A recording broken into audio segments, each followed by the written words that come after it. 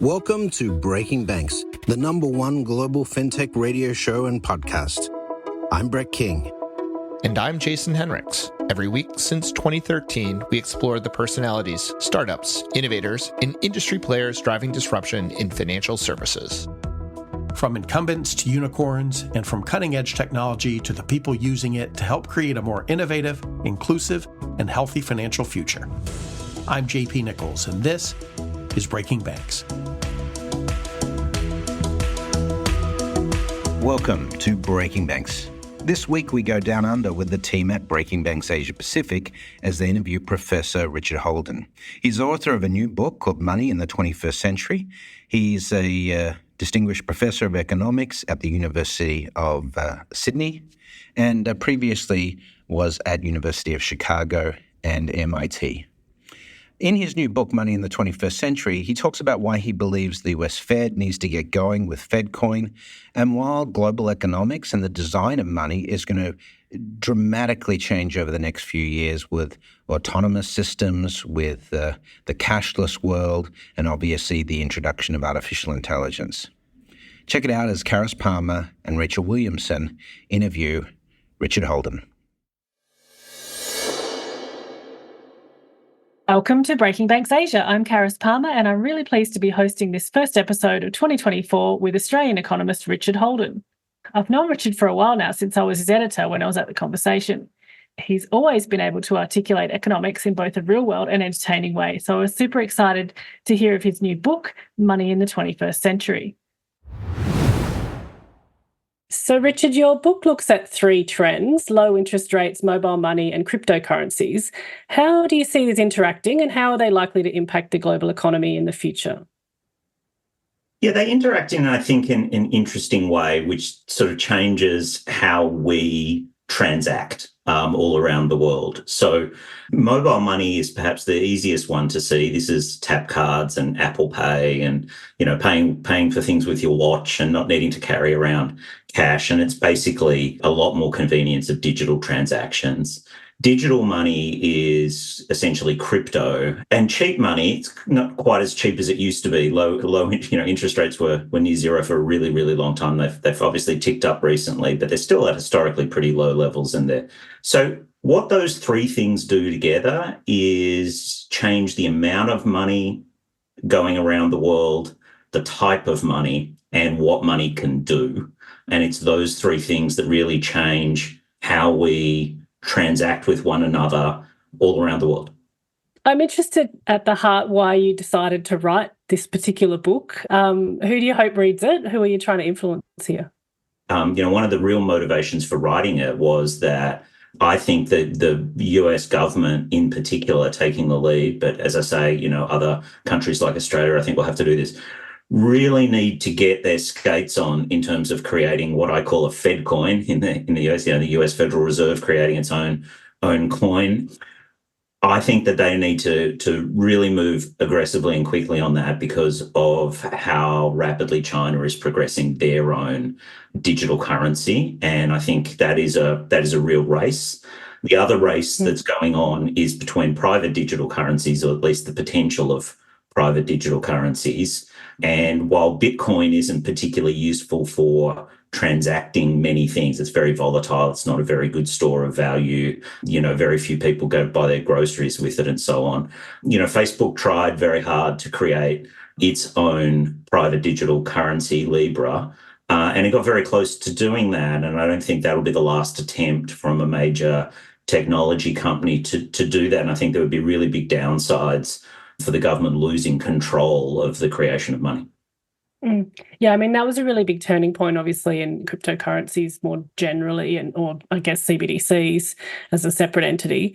Why do you think the US Fed, and you do talk a lot about in the book about, the US being the reserve currency, the historical nature of how important that's been, but why shouldn't it be China that becomes the next reserve currency? They're making the right moves.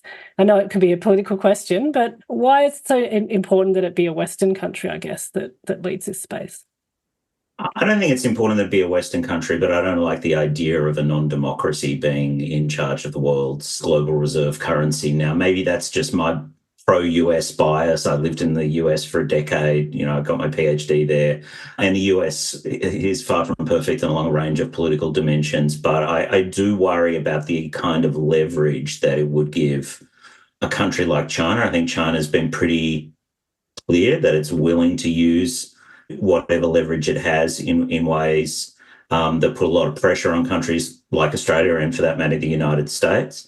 And it's not like the US doesn't engage in realpolitik at all, but I think in terms of their, if you like, stewardship of the global reserve currency, they've been benign when they should be benign. And I think the only real action we've seen in terms of trying to leverage their position has been against Russia after it invaded the Ukraine. And so, I think they're on the side of the angels on that one. And so I think the US, as a democracy and as a member of the international community that's demonstrated good stewardship of the global reserve currency, feels like a safer option to me. You tell your book, interestingly, through the lens of three people, which I think is what makes it such an entertaining and interesting read, with the backgrounds of Janet Yellen, but also former Indian Central Bank Governor Raghuram Rajan and Ethereum founder Vitalik Buterin. Why did you choose these three? I think they were actually exactly the right people.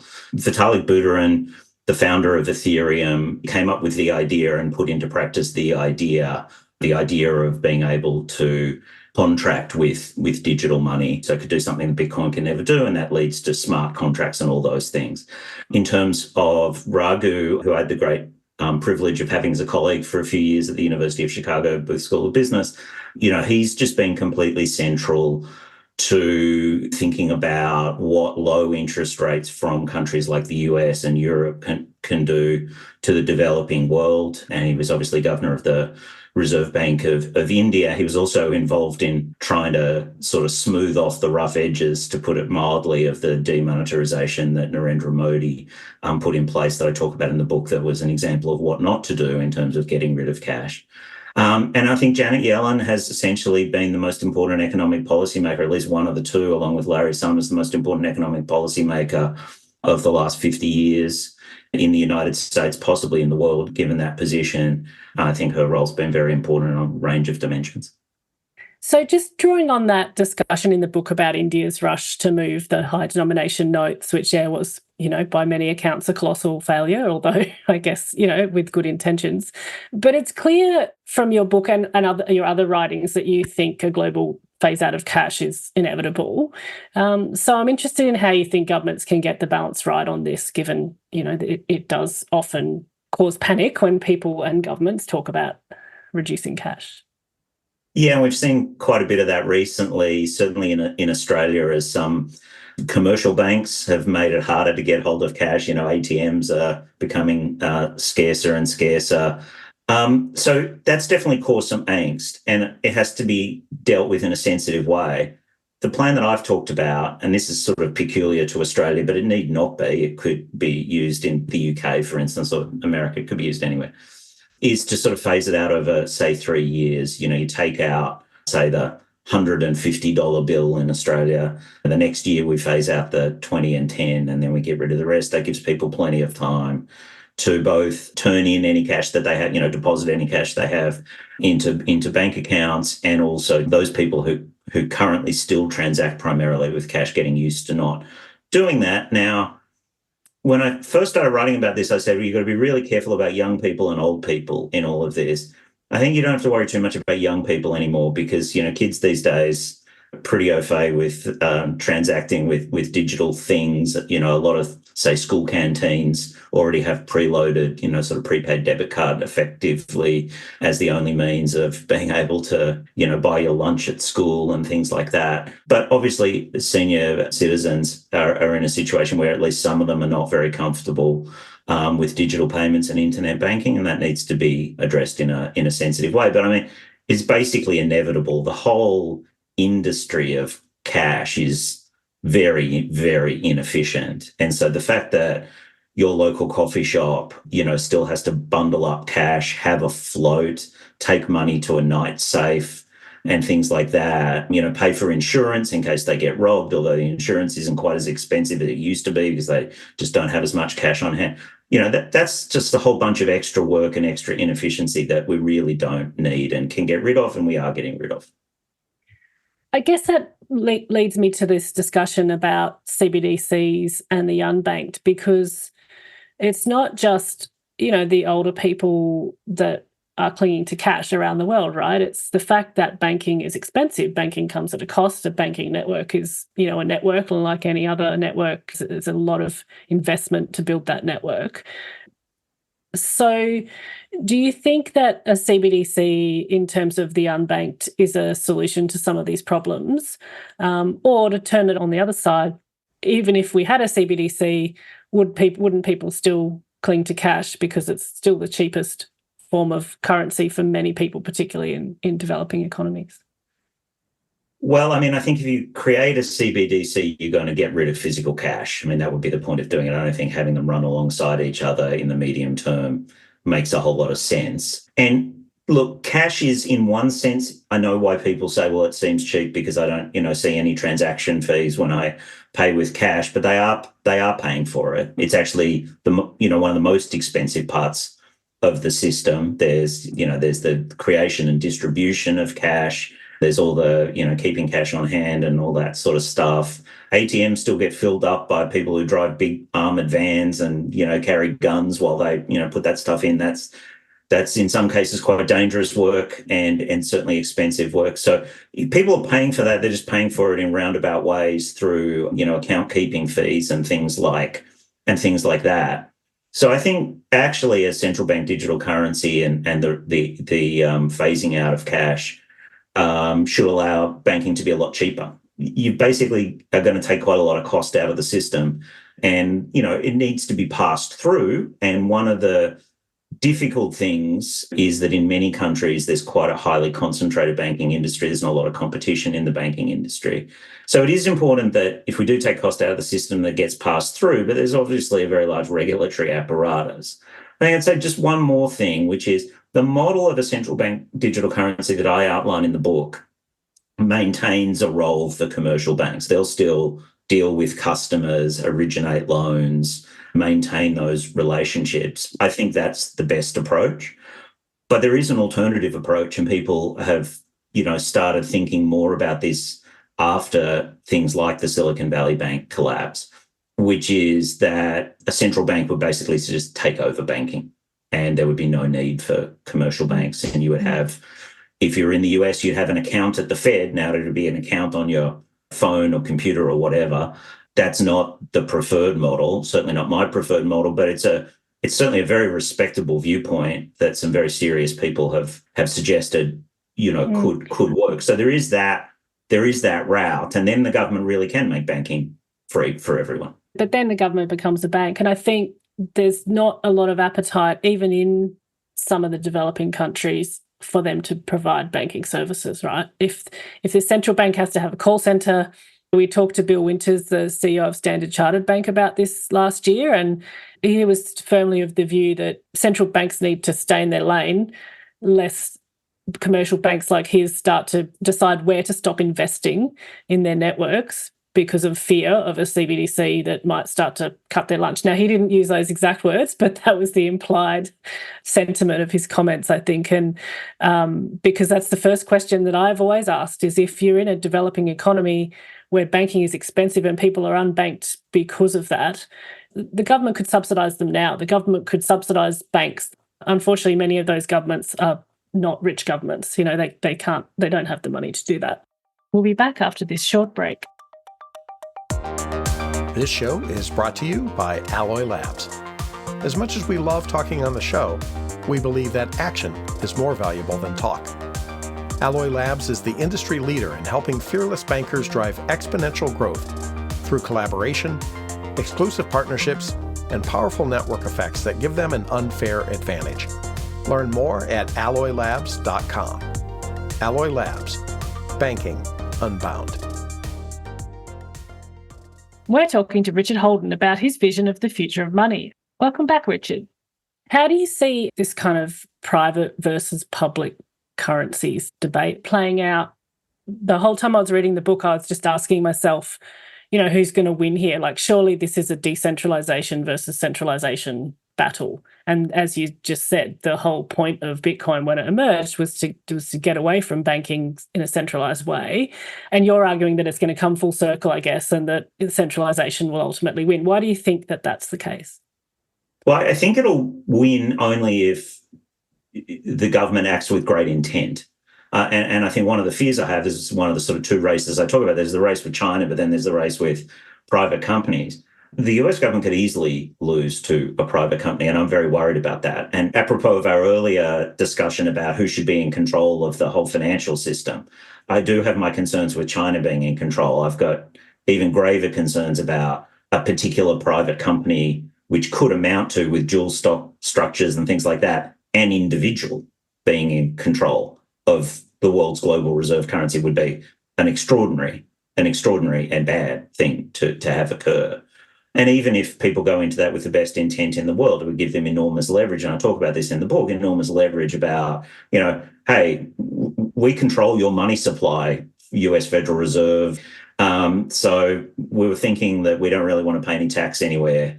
And, if you can go along with that, then, we could probably see our way to doing what you want us to do with the money supply. Or, when Libra was being discussed, there was going to be a basket of physical currencies that were traditional fiat currencies that backed Libra as a stable coin, and they were going to be in there in a particular proportion. And again, you could imagine, in this case, it would have been potentially Mark Zuckerberg, who I've got a lot of respect and admiration for, but this would have given him a lot of power. And you can imagine, Mark Zuckerberg or a successor or somebody saying, actually, we don't think your country's currency should be as heavily weighted in the basket. And so we're going to actually just halve the weight in the basket, which could have all kinds of bad effects for that country and extract, all kinds of things from the leaders of that country as a result. So I think that's an important race. I don't think it's generally well appreciated how close Facebook got to establishing Libra in a way that would have, I think, quickly mushroomed into at least a rival, like a meaningful rival to the US dollar. They came awfully close to that. And had it not been for basically the taint that came from Facebook's involvement in the 2016 presidential election in the United States, and frankly, just the kind of farsightedness of Janet Yellen in not approving a pilot that Jay Powell, it's been widely reported that Jay Powell was kind of sort of pretty, and he's a brilliant person, but he was willing to go along with a trial that, could easily have turned into a full-blown private digital currency. And so I think that possibility is there again. And I give couple of examples with, cute names like Bezos Bucks and things like that. But a big tech company in a market with a lot of network externalities where it puts buyers and sellers together. Amazon's an example. Apple, particularly through its App Store, is an example. A kind of a tech company with a lot of customers that matches people on two sides of markets through platforms with a great brand could have another go at this. And, I think that needs to be kind of headed off at the pass. But I guess more broadly, people have been arguing for some time that the tech giants, Apple, Amazon, would move into banking in a more wholesale way than they are now. Bankers say they don't want to do it because they don't want to deal with the regulation that banks have. Of course, they would say that. I'm just wondering if you think that this kind of Web3 world will shift that dial, because often the way that innovation works is we say something's going to happen for a long time, and then after a while it doesn't happen, and we say it'll never happen, and then lo and behold, it happens. So just wondering if, you see something akin to that happening here. Yeah, I don't see Apple or a company like that getting into sort of traditional banking. I think traditional banking is, as you say, is a highly, highly regulated enterprise. And I can't imagine a tech company wanting to take on those headaches. I think it would be, a real cultural clash. You have, one of the most sort of old economy, old world, boring industries with kind of the opposite. And so how you have an organization where you marry those two things together, I'm not really sure. We've even seen, speaking of Apple, through the card that they put together with Goldman Sachs. Goldman Sachs trying to get into a little more into commercial banking. Apparently that hasn't gone very well. So it's hard. It's even hard for sort of investment banks to get into commercial banking, let alone for tech companies to get into commercial banking. But as you say, the Web3 route, you could easily imagine how this could be the case. And decentralized finance of DeFi is heading down this path. Now that's something that tech companies could see as much more congruent with their values and culture, but also connected to some of the other products that they offer and that they're into. And I think indeed, if there was a central bank digital currency that powered the Web3 of the future, which is part of the argument I make for it in the book, then I could think you could see a lot of financial innovation of a very interesting and beneficial kind, exactly from companies like Apple and Amazon and Microsoft and a whole bunch of others. I'm interested who you think will win in the China kind of race, but you do talk a little bit about whether they'll go down the retail or commercial route, and obviously that has implications for the rest of the world, where China chooses to invest. So have you given some thought to, where China might ultimately go, in favour in terms of the commercial versus retail?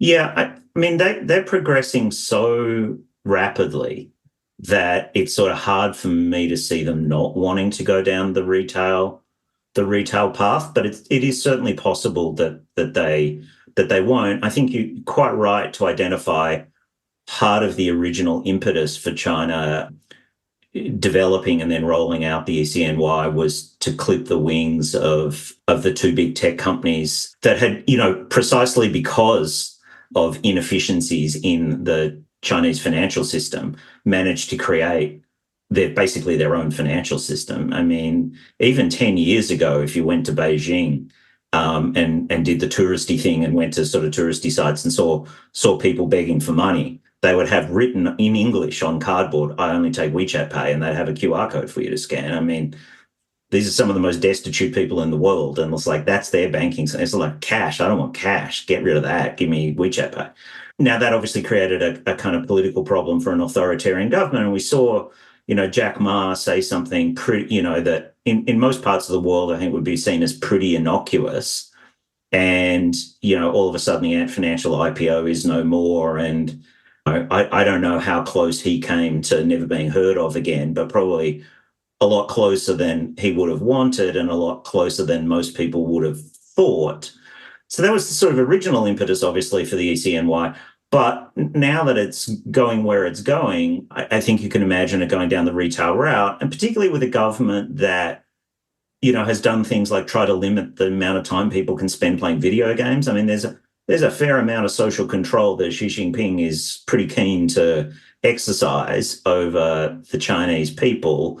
And once you're going to start getting involved in what amount of parenting decisions, I think retail banking doesn't seem like too much of a stretch. One of the things you talk about in the book is the blocks that are happening. Yeah, Enbridge, yeah. Yeah, so given the move by a lot of large regulators in Asia, like the Singapore Monetary Authority, for example, to be part of these blocks, do you see that having an impact economically and regionally? Should those become kind of the path forward rather than one country being the more dominant player here, as you proposed in the book?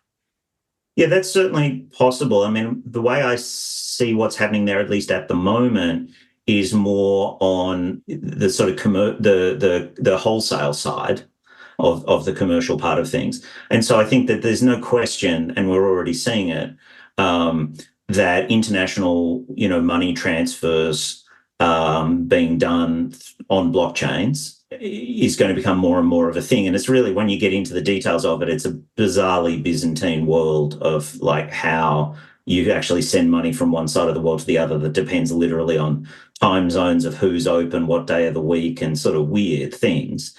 And when you can replace them with a blockchain-based solution with a really cool name like Atomic Swap, where you can do this thing in a second rather than like 3, 4, 5 days, that's going to be very, very beneficial. Now, they're going down one path with that, that you outlined, and it is also a decentralized, sort of blockchain-based path. I mean, I think the real question is whether that will become redundant if there is a Fedcoin, and then whatever other countries end up doing in terms of having their own central bank digital currency, and then thinking about plugging that into the international financial system. I think if you had a number of major economies, if you had the Euro, the UK, and the US all having a centralized ledger-based central bank digital currency, and they would obviously plug into each other. I'm not quite so sure what the role would be for these other blocks and so on. But, it's far from clear how things are going to shake out. And so I think they'll have certainly a role for an extended period of time, and maybe, more permanently. Do you think that this is a route to a kind of ongoing hegemony where, the larger infrastructure-rich nations like the US, like Singapore, ultimately will still dominate the way they have with the dollar? Because I imagine if you're in the decentralized camp, this kind of fills you with horror. That essentially the biggest commercial banks and the biggest central banks around the world are positioning themselves to do extremely well, the same way they always have, and the smaller developing economies, despite innovation and new technology that they could tap into, are not gaining a benefit from that.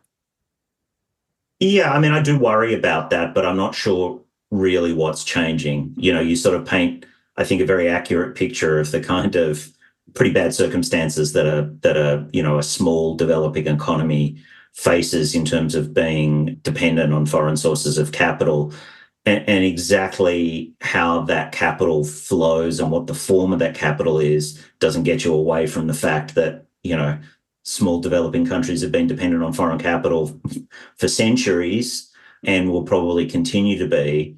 I think what it raises, and I don't talk about this in the book, but this would have made a good additional chapter. I think it does raise the question of how the major international financial institutions, I'm thinking here primarily of the World Bank and the International Monetary Fund, about how they think about interacting in a central bank digital currency world and how that will look. They obviously play an incredibly important role in terms of helping shore up the financial systems of certain countries, and also in providing, development loans and financial support and so on. In one sense, none of that need change, but there may be both challenges and opportunities that arise from a world that's sort of run on and powered by central bank digital currencies. I tend to think that there'd be more opportunities for good things to happen rather than challenges, but that's something that presumably the World Bank and the IMF, if I'm sure they're already thinking about it to some degree, but we'll need to think about more over coming years. We'll leave it there. That's really great. Thanks so much, Richard. Thanks. Great questions, Charis. I appreciate it. That's it for another week of the world's #1 fintech podcast and radio show, Breaking Banks. This episode was produced by our US-based production team, including producer Elizabeth Severance, audio engineer Kevin Hersham, with social media support from Carlo Navarra and Sylvie Johnson. If you like this episode, don't forget to tweet it out or post it on your favorite social media, or leave us a 5-star review on iTunes, Google Podcasts, Facebook, or wherever it is that you listen to our show. Those actions help other people find our podcast, and in return, that helps us build an audience that can be supported by sponsorship, so we can continue to provide you with our award-winning content every week. Thanks again for joining us. We'll see you on Breaking Banks next week.